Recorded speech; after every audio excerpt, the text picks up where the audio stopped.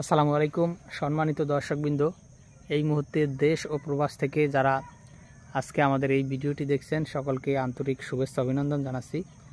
দর্শক, যে গাছটি আপনাদেরকে দেখাচ্ছি এটি সেই আমেরিকান 5G অর্থাৎ গুয়াতেমালা হাইব্রিড গাছ। দর্শক, এই গাছটি আপনার যেমন ভিটামিন এবং প্রোটিন রয়েছে তেমন কিন্তু প্রচুর পরিমাণে কিন্তু ক্যালসিয়ামও রয়েছে। তো দর্শক, এটি ভিটামিন, প্রোটিন এবং ক্যালসিয়াম সব ধরনের উপাদান পর্যাপ্ত পরিমাণে রয়েছে। তো দর্শক, সেক্ষেত্রে এটি যদি আপনারা গাভী গরুকে খাওয়ান তাহলে আপনাদের প্রচুর পরিমাণে দুধ বৃদ্ধি পাবে।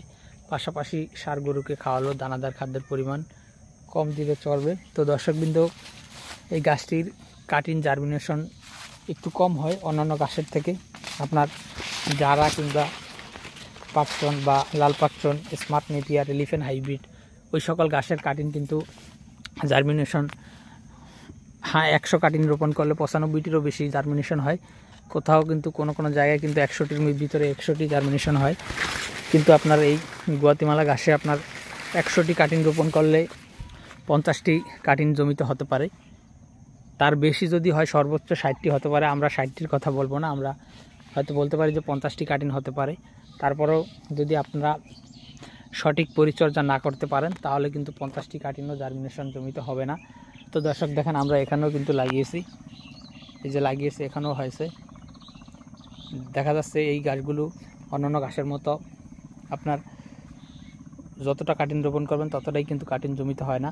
আসলে কোন কাটিংটা যে হবে আর কোনটা যে হবে না সেটা বোঝাও আসলে খুবই মুশকিল। আসলে সেক্ষেত্রে আপনারা যদি 200 কাটিং রোপণ করেন তাহলে হয়তো বা আশা করতে পারেন এই 100টি হতে পারে বা 80টি হতে পারে বা 120টি হতে পারে, এরকম।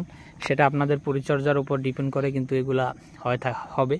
তো দর্শক, আপনারা চাইলে এই গুয়াতেমালা হাইব্রিড গাছের কাটিং আমাদের কাছ থেকে সংগ্রহ করতে পারেন। আমরা সুন্দরবন কুরিয়ার সার্ভিস অথবা অন্যান্য কুরিয়ার সার্ভিসের মাধ্যমে বাংলাদেশের সকল জেলাতে এবং উপজেলাতে, থানা পর্যায়ে এমনকি হোম ডেলিভারি যদি নেন সেক্ষেত্রে আমরা কিন্তু হোম ডেলিভারিও দিতে পারবো। তো দর্শক, ভিডিওটি এখানে শেষ করছি। সকলকে অসংখ্য ধন্যবাদ।